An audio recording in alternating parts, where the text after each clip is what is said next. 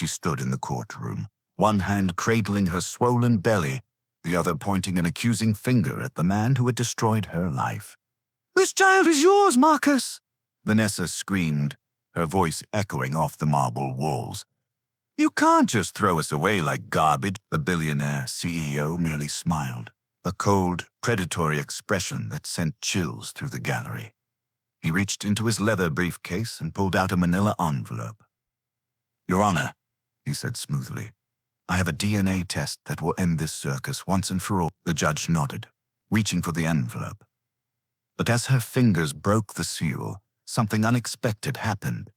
The judge's face went pale. She looked at Vanessa, then at Marcus, then at the woman sitting silently in the corner, the forgotten wife wearing a cheap cardigan and clutching a worn purse. Judge Caroline Foster's hand trembled as she read the results. When she finally spoke, her voice cut through the tension like a blade. "Mr. Holloway, these results are highly irregular. I'm going to need everyone to remain seated. Bailiff, lock the doors."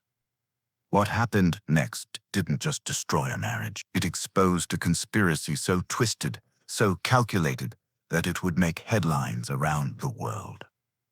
This is the story of the fake pregnancy that wasn't fake at all, and the DNA test that revealed the most devastating secret a family could have. The morning had started like any other divorce hearing in the Los Angeles Superior Court, though the energy in the room was anything but ordinary.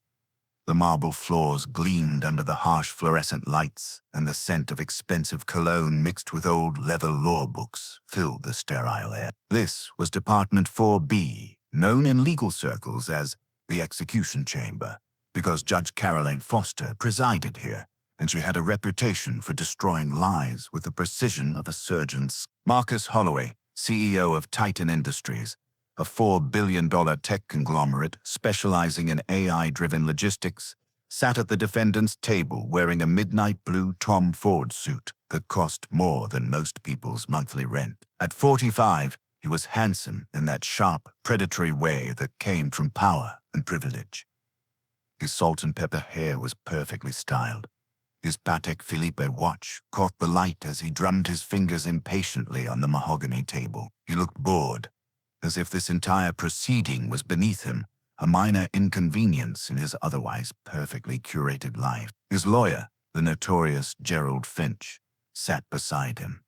Finch was a legend in the divorce litigation world, a man who had represented 3 Fortune 500 CEOs and won every single case. He was in his early 60s, with silver hair slicked back, a face that revealed nothing, and a smile that could freeze blood. He arranged his files with the casual confidence of someone who had never lost, his movements deliberate and theatrical. He was here to destroy Eleanor Holloway's pathetic attempts at claiming what wasn't hers, and he was going to enjoy every second of it. Behind them in the gallery, positioned strategically for maximum visibility, sat Vanessa Laurent. She was 28, Marcus's former executive assistant and current mistress, though she preferred the term partner. She was beautiful in that carefully constructed, Instagram-ready way. Her honey blonde hair was styled in perfect beach waves, courtesy of a $400 blowout that morning. Her designer maternity dress, a soft pink Valentino number with delicate lace detailing, draped elegantly over her very prominent, very visible 7-month pregnancy. The dress had cost $6,000, paid for, of course, by Marcus. She wore nude Louboutin heels and carried a cream-colored Birkin bag. Diamond studs, 2 carats each, sparkled in her ears. She dabbed at her eyes with a monogrammed handkerchief, the initials VL stitched in gold thread, playing the role of the wronged, abandoned pregnant woman to absolute perfection. Every sigh, every tear, every delicate touch to her belly was calculated for maximum sympathy. On the other side of the courtroom, at the plaintiff's table, sat someone everyone had already forgotten.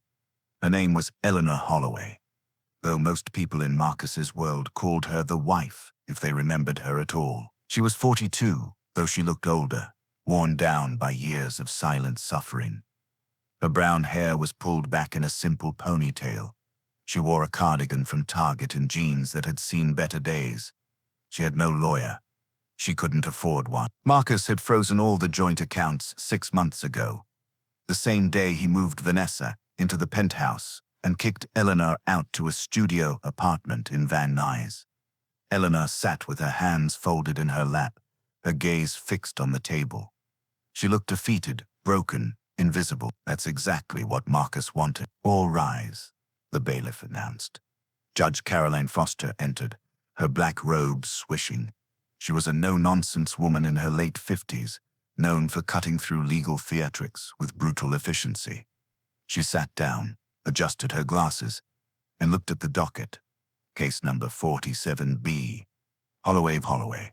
We are here for the final hearing on asset division. And she paused, glancing at Vanessa, and a paternity claim filed by a Miss Vanessa Laurent. She looked up sharply. Let's keep this efficient, people. I have 12 cases today. Mr. Finch, you're up. Gerald Finch stood, buttoning his jacket. Your Honor, this is a straightforward matter. My client, Mr. Marcus Holloway, has been married to Mrs. Eleanor Holloway for 18 years. During that time, she contributed nothing to the business he built from the ground up. She was a homemaker, a role she chose. The marriage has broken down irreparably due to irreconcilable differences. We are offering her a settlement of $200,000, which is more than generous given her lack of financial contribution. As for Miss Laurent's claim, he gestured dismissively toward Vanessa. My client categorically denies paternity. He has submitted to a DNA test, the results of which are sealed in the envelope I've provided to the court. We ask for a summary judgment in favor of Mr. Holloway. Judge Foster turned her attention to Eleanor. Mrs. Holloway, do you have representation? Eleanor stood slowly, her chair scraping against the floor. No, Your Honor. I'm representing myself. The judge sighed, a long, weary sound. Mrs. Holloway, I must warn you, you are at a severe disadvantage. Do you understand that if you proceed, you will be held to the same standards as a practicing attorney? I understand, Eleanor said quietly. Her voice was soft, almost a whisper. Marcus smirked, leaning over to whisper something to Finch. They both chuckled. Very well, Judge Foster said. Mrs. Holloway, do you have an opening statement? Eleanor took a breath. She looked down at her hands. Your Honor, I was married Marcus for 18 years. I gave him everything. I supported him when he had nothing. I used my inheritance from my grandmother, $80,000, to fund his first startup. I never asked for it back. I believed in him. Her voice cracked slightly. He says I contributed nothing. That's not true, but I don't have lawyers or fancy files. I just have the truth. It was a weak opening, and everyone knew it. Marcus rolled his eyes. Vanessa, in the gallery, gave a small, satisfied smile. Thank you, Mrs. Holloway, the judge said gently. Now, Miss Laurent, you filed a claim of paternity. You are alleging that Mr. Holloway is the father of your unborn child? Vanessa stood up gracefully, her hand on her belly. Yes, Your Honor. Marcus and I were together for 2 years. He promised to leave his wife for me. He promised we'd be a family. And then, when I told him I was pregnant, he cut me off. He won't answer my calls. He's abandoning his own child. She let a single tear roll down her cheek. It was a masterful performance. Judge Foster looked unimpressed. Miss Laurent, you understand that if the DNA test proves Mr. Holloway is not the father, you will be liable for legal fees and potentially sanctions for filing a frivolous claim. Vanessa's smile faltered for just a second. I understand, Your Honor, but I'm telling the truth. This is his baby. Very well, the judge said. She reached for the sealed manila envelope on her desk. Let's settle this now. The room went silent. Marcus leaned back in his chair, supremely confident. Vanessa gripped the railing of the gallery. Eleanor stared at her hands. Judge Foster opened the envelope. She pulled out a single sheet of paper. Her eyes scanned the document once, twice, 3 times. Her expression changed. The professional mask cracked. Her face went pale. She looked up at Marcus. "Miss Holloway, can you explain to me why this DNA test shows a 99.7% probability of paternity?" The courtroom exploded. Vanessa let out a gasp of vindication. "I told you," she screamed. "I told you it was his." Marcus shot to his feet, his face red with fury. "That's impossible. I never—" But Judge Foster held up her hand. "There's more." The room fell silent again. The judge's voice was cold, deliberate. "According to this test, the biological father of Miss Laurent's child is Marcus Holloway. However," she paused, her gaze shifting to Vanessa, "the biological mother is not Miss Laurent." The words hung in the air like a bomb. Vanessa froze. The color drained from her face. "What?" she whispered. "What did you just say?" "This test," Judge Foster continued, holding up the paper, "was run using genetic material from the amniotic fluid obtained during a court-ordered amniocentesis last week. The child Miss Laurent is carrying is genetically the child of Marcus Holloway and Eleanor Holloway." Eleanor's head snapped up. For the first time in the entire hearing, she looked directly at Marcus. Her eyes were no longer dull. They were blazing. "That's impossible," Vanessa screamed, stumbling forward. "I'm pregnant. Look at me. I'm 7 months pregnant." "You are pregnant," the judge said icily. "But the child you are carrying is not genetically yours. Bailiff, I want hospital records subpoenaed immediately. I want to know how Miss Laurent came to be carrying someone else's child." Marcus was on his feet, his face a mask of confusion and rage. "Eleanor, what the hell is going on?" Eleanor stood slowly. For the first time in 18 years, she smiled. It was a cold, terrifying smile. "You want to know what's going on, Marcus? I'll tell you exactly what's going on." Eleanor walked the center of the courtroom. Her posture had changed. She was no longer hunched, no longer defeated. She stood tall, her voice clear and steady. 3 years ago, Marcus, you told me you wanted a child. You said it was time to start a family. I was overjoyed. We tried for months. Nothing happened. So we went to a fertility clinic. Do you remember that, Marcus? Marcus stared at her, his jaw clenched. "What does that have to do with anything?" "Everything," Eleanor said. "The doctor told us that I had a very low egg count. The chances of natural conception were almost zero. But there was an option. In vitro fertilization. They harvested my eggs, your sperm, and they created embryos. We made 6 embryos, Marcus.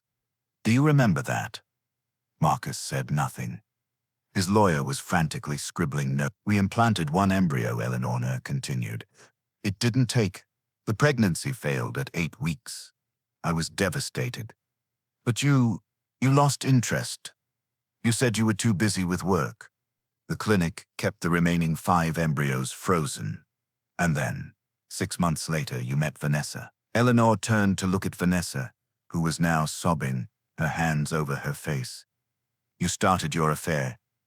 You moved her into the penthouse. You kicked me out. You thought I was nothing.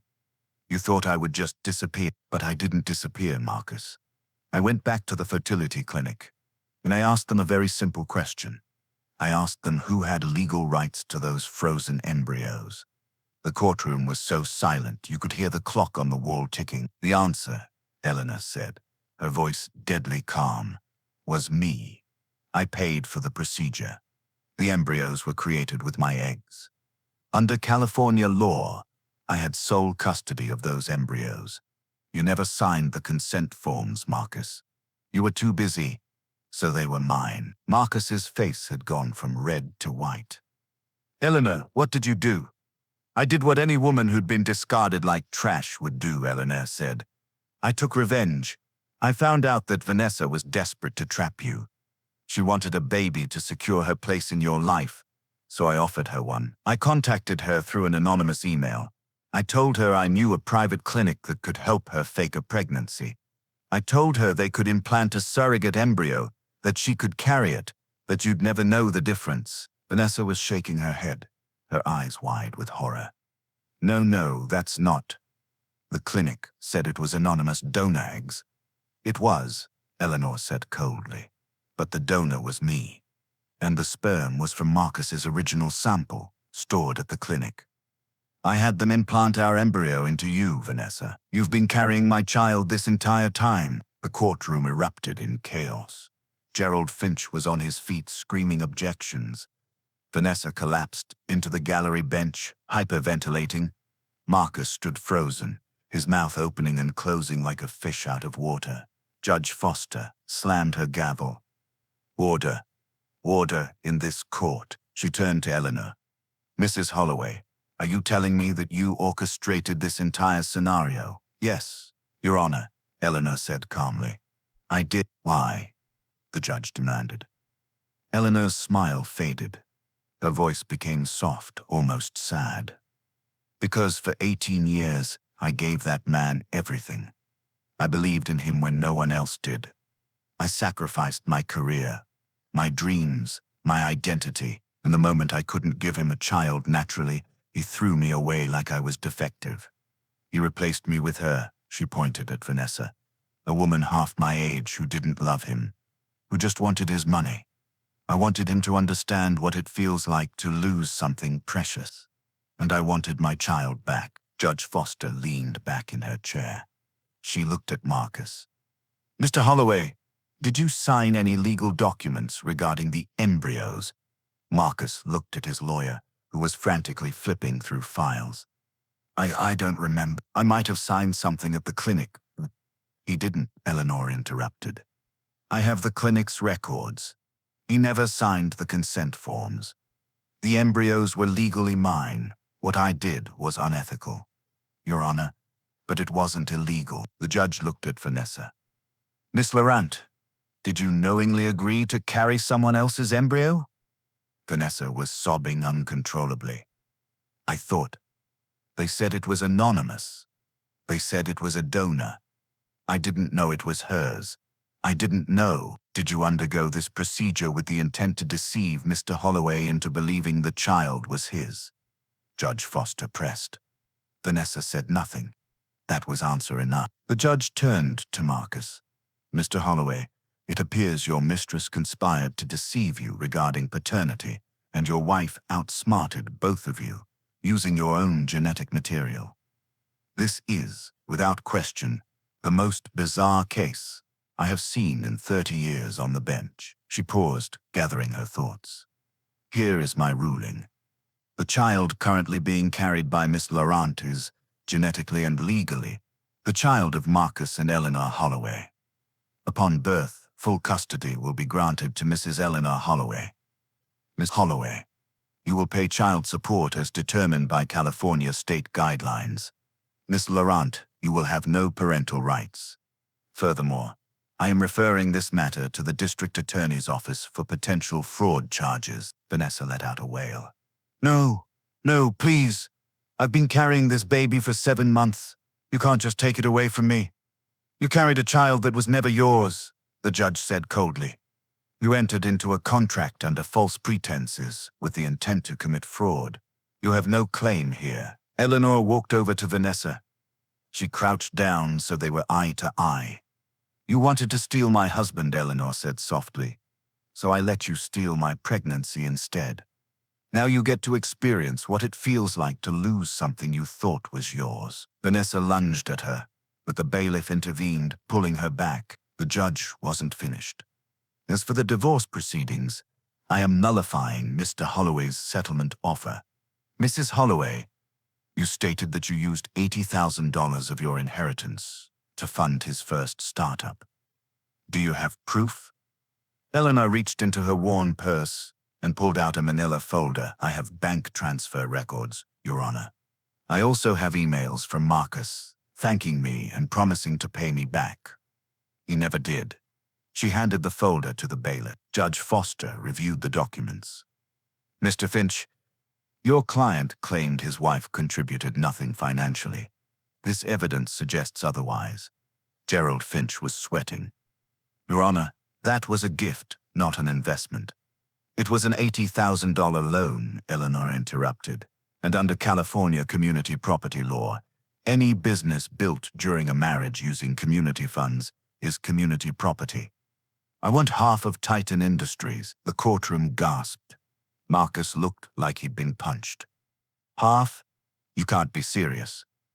I am deadly serious, Eleanor said. You built that company with my money during our marriage, using community resources. I enabled your success. Now I want what I'm owed. Judge Foster looked at Marcus. Mr. Holloway, your wife has a valid claim. Unless you can produce a prenuptial agreement or evidence that the business was built entirely without community funds, I am inclined to rule in her favor. Marcus turned to his lawyer, his voice a desperate hiss. Do something. But Gerald Finch just shook his head. There was nothing to be done. I'm ordering a full forensic audit of Titan Industries, the judge declared. We will determine the exact value of Mrs. Holloway's contribution and award her accordingly. In the meantime, I am freezing all of Mr. Holloway's assets pending the resolution of this case. This hearing is adjourned. She slammed the gavel. Chaos erupted. Vanessa was being escorted out by security, screaming that it wasn't fair. Marcus was screaming at his lawyer. Eleanor stood in the center of it all, calm and composed. As she walked past Marcus, she stopped. You told me I was nothing, she said quietly. You told me I contributed nothing. I just wanted you to know what nothing feels like. And she walked out of the courtroom, leaving behind the ruins of the empire he thought he'd built alone. 3 months later, Eleanor Holloway sat in the back of a chauffeured car, her hand resting on her swollen belly. The baby, her baby, the one she'd fought so hard to reclaim, was due in 2 weeks. Vanessa had given birth under court supervision, and the moment the child was delivered, a healthy baby girl, Eleanor, had been there. She'd held her daughter for the first time, tears streaming down her face, and named her Grace. Grace, Eleanor Holloway. The forensic audit had been completed. Eleanor's $80,000 investment, when adjusted for growth and equity, entitled her to 40% of Titan Industries. The company was valued at $4 billion. She was now worth $1.6 billion. Marcus had tried to fight it, but the evidence was overwhelming. He'd settled bitterly and moved to Singapore to rebuild his shattered reputation. Vanessa had been charged with fraud. She'd pleaded guilty and received 2 years probation and a permanent restraining order, keeping her away from Eleanor and Grace. Eleanor now lived in a sprawling estate in Malibu. She'd started a foundation for women escaping abusive marriages, funding legal aid and housing. She'd hired the best nanny money could buy, but most days she preferred to care for Grace herself. She was finally free. As the car pulled up to her home, she looked down at her daughter, sleeping peacefully in the car seat. You're worth more than all of it, she whispered. You're worth everything. The woman they'd called nothing had become everything. And the man who'd thrown her away was left with exactly what he deserved. Nothing at all. They say revenge is a dish best served cold. But Eleanor Holloway proved the coldest revenge isn't loud or violent. It's calculated, patient, and devastatingly precise. Marcus thought he was discarding a broken, useless woman. Instead, he'd created the very force that would dismantle his entire world. Vanessa thought she was trapping a billionaire with a fake pregnancy. She ended up trapped herself, carrying a child that was never hers, a living testament to her own greed. And Eleanor?